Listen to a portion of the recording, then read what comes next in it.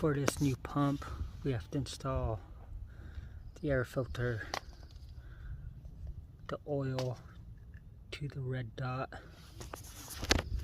and the oil cap. Got plugs, garbage.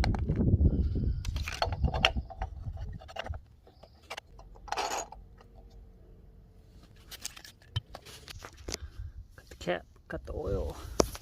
Now we have to open it, and we have to run it for 20 minutes with this open to break it in.